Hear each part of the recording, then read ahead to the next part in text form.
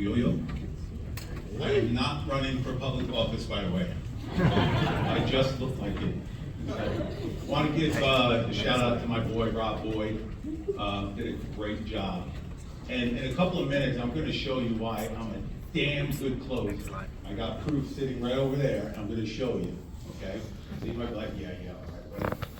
But for today, we're going to talk about relationship-based selling, something that's often overlooked in this industry. I come from the car sales industry, where, man, I gotta tell you, not a lot of relationship-based selling going on there, right? We're about getting you into that finance office. I was a finance director. My job was to build a relationship in 10 minutes or less, hit you over the head with warranties, finance products, gap coverage, oil change programs, all of which I made a killing on, okay? So just to give you a little insight, and then I'll move on. If they hit you with a warranty in there, they're making $3-4 grand on that warranty. Okay? If they're hitting you with gap, they're making $500 on gap. If they offer you $4 grand on your trade's worth 6. Okay? So just wanted to give you that little insight. So if you're going out looking for a car and you need some help, get it. So today, let's get moving forward into relationship-based selling. Wow, they put this stuff in it. That's cool. I didn't think they put the, right. So this is your traditional sales.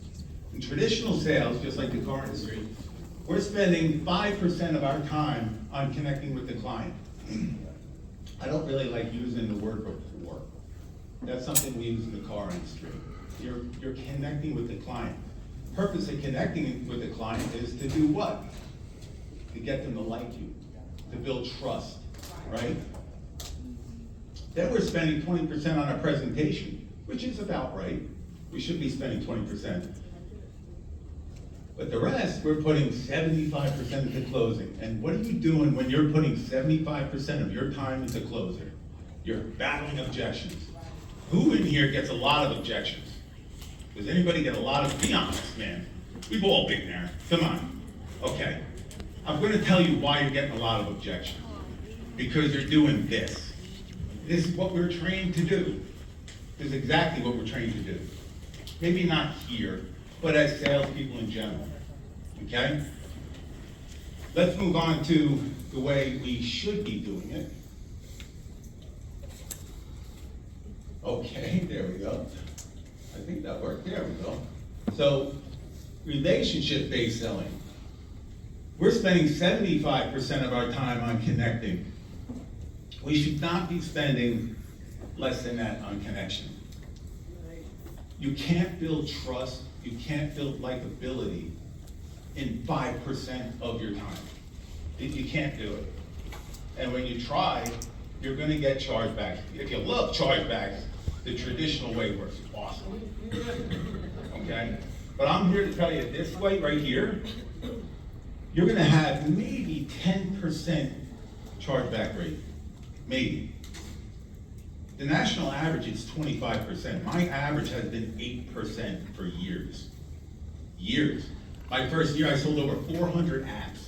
I had probably a 12%, I think it was 11 point something. I tracked my numbers down to the like 0.1%, but it was under 12% my first year, okay?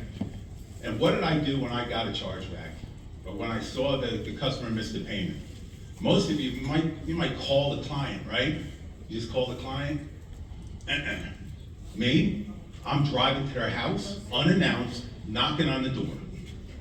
Hey, for many of you, you might think that's a tough conversation to have. You're like, oh my gosh, they don't want the policy. And here's the thing, they did not sit with you for an hour and a half of their day on Saturday or Friday when they could have been watching Let's Make a Deal or watching their stories just so they can get a policy from you that they didn't want. And then on top of that, give you their social and their bank account information. So they want the policy.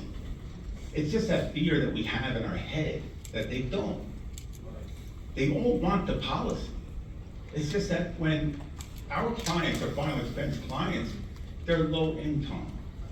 And so it's a lot easier for something to get in the way. Or maybe they're just not used to making that payment. And it might take a time or two to rewrite it or get it back on the books to make that policy stick. Now, I'm not telling you to go back 6 times. I have a policy in our organization. I follow it. And I think a lot of our agents do too. 3 shots, 3 strikes, you're out.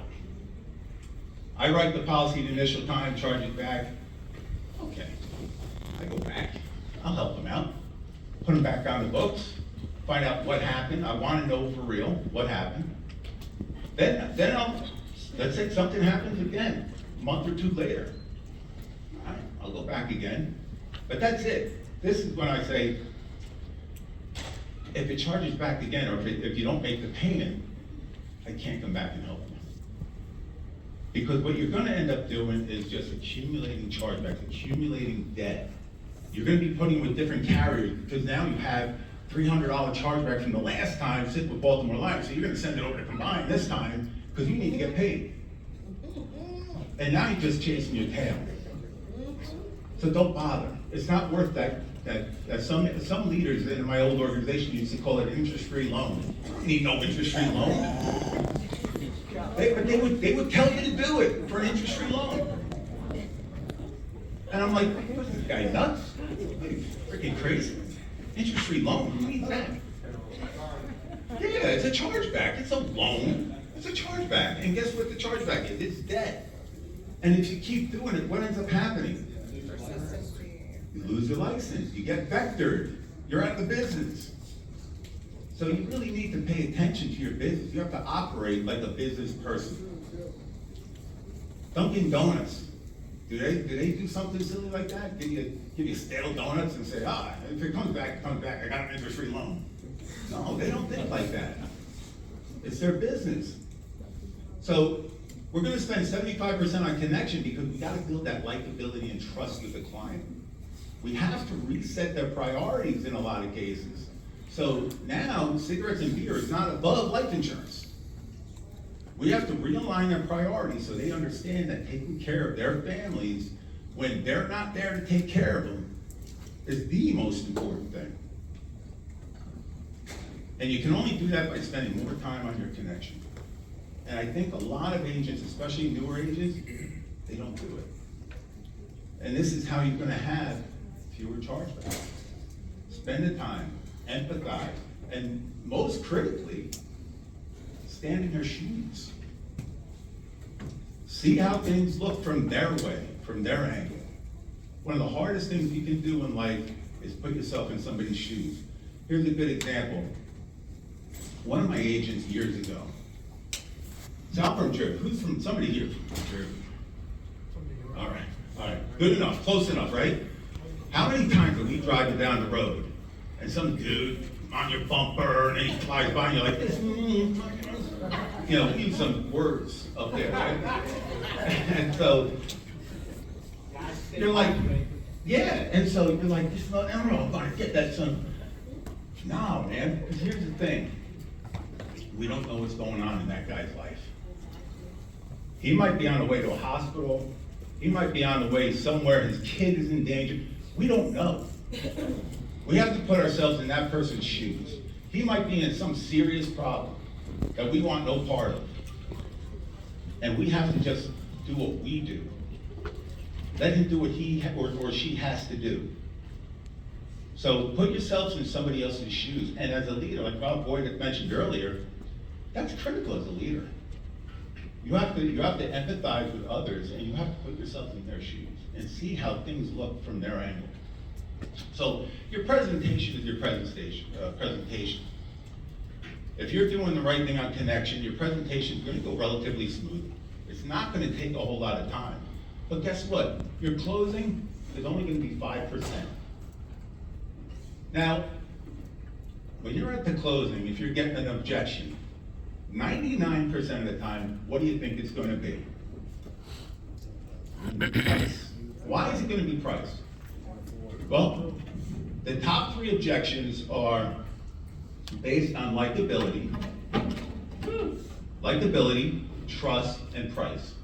Well, you spent the time on connection. They like you, they trust you, you're getting an objection now, what's it gonna be on? Probably gonna be on price. So now you don't have to go through a whole lot of hoops, and it's gonna be rare that you even get it. So there's a lot of seasoned agents in this room. We have a lot of great agents in this organization. And I gotta tell you, man, I'm like humbled to even be on the stage. But here's the thing, the seasoned agents, they don't get a lot of objections. Who's a seasoned agent here? Bethany, you get a lot of objections closing? Now Bethany's one of the top agents that's out there. You're not gonna get much better. Rob, you get a lot of objections closing? No. No, you shouldn't get a lot of objections.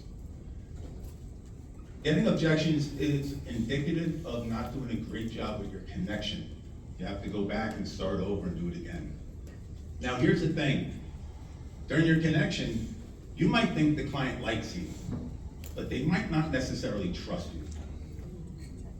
And that's a problem, because they'll buy from you, because they like you. They don't trust you. So guess what they're gonna do? They're gonna flip your policy the second they find somebody they like and trust. And the same thing goes if they trust you, but they don't necessarily like your personality. The next time they come across somebody that they like and trust, they're gonna flip your policy. So you have to work on both, likability and trust. No, I'm not going off script on anything here, so. Okay, so let's talk about what is relationship-based selling. It's a sales approach that focuses on building and nurturing long-term relationships with customers rather than just pursuing the quick sale. Man, that's it in a nutshell, it really is. It's building that relationship with the customer. The method that emphasizes understanding and addressing the individual needs and preferences and prioritizes building trust and rapport. I hate the word, I shouldn't say hate, I don't hate anything. I don't like that word rapport as much. Only from the car, it's a thing that I have. The goal is to create loyal customers and continue to do business with you over time. We may also provide referrals. So I want to show you how relationship-based selling can grow your business. I have it, there we go. Number one, fewer chargebacks. Well, you got fewer chargebacks, you're gonna have higher placement. That'll make Royal Neighbors happy. It'll make Foresters and Liberty Bankers happy. Dang well help Baltimore Mutual be happy. You get higher persistency, again, happy cat, that's gonna be happy carriers. Better client communication. Your client's gonna be more open to you, they like and trust you. They're not gonna hide that they had high blood pressure and they're taking 16 meds to control it. They're not gonna hide the COPD saying that's asthma, because they like and trust you, okay? I mean, we've all had that happen, I would think. Okay? It's gonna give you additional future sales because they're gonna be telling people about you. Again, builds trust and loyalty. Clients become your promoters. Man, can you imagine? Like I mentioned, I had 400 clients my first year. Could you imagine if you had 400 people in 1 year promoting you? Wow. That would be pretty awesome. Again, you get more referrals. You're gonna get a positive brand image. And image in business is everything. I know we're taught images and everything. No, image is everything. In business it is. It's gonna give you increase in sales. Clicker, increase in income. You're gonna have more money in your pocket because you got more money going in. That you're selling more policies that are creating more income, right?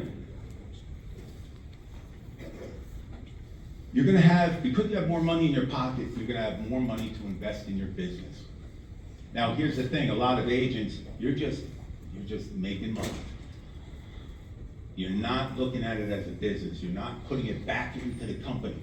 Whether you're one person or 50, you are a company. You need to invest in your business. Pretend you're McDonald's. You need fries, you buy fries. By being able to invest in your business, you're going to be able to grow your business. Maybe investing looks like Facebook ads to hire more agents. Might look like buying leads for your agents So you, not only can they sell the product, they can sell apps, but they can make money. Their agents can do the same, and guess what? You get the override. Did I go the wrong way? Here's 8 quick tips, and then I'm gonna turn it over to my beautiful wife and partner at Retirement Income Life. Speak less and listen more. When the client's talking, let them speak. It's about them, it's not about us. We're just trying to find out the information, and Janet's gonna go over some questions that you're gonna ask to find out some things about the client, how you could be a detective. Emotional contagion. Who here can tell me what emotional contagion is? Okay. When you're happy, they're happy. Yes. You walk to a house like this.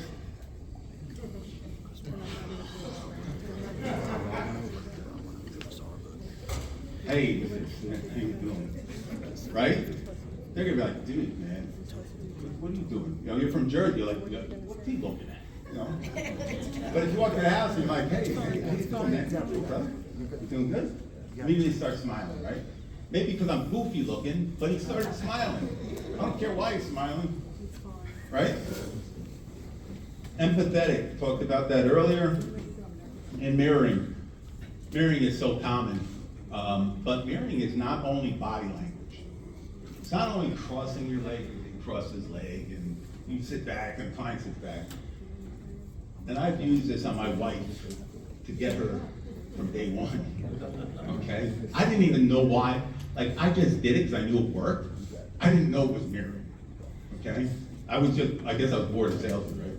But I'm not a great listener, well, no, I'm a good listener now. Back in the day when I was in my 20s, I was not such a great listener. So when I was dating, to get somebody to think I actually listened to what they said, I would just remember the last 3 words they said. And I'd repeat it back to them. So girls tell me, hey, my uncle is, oh, your uncle, huh? Okay, I didn't know that. And then she'd be talking more. I did it with my wife, I'm telling you. She knows. Oh, yeah, my job in Manhattan. Oh, you job in Manhattan? Oh, okay. It works, right? Now, I'm not telling you not to listen. I was just an immature guy, right?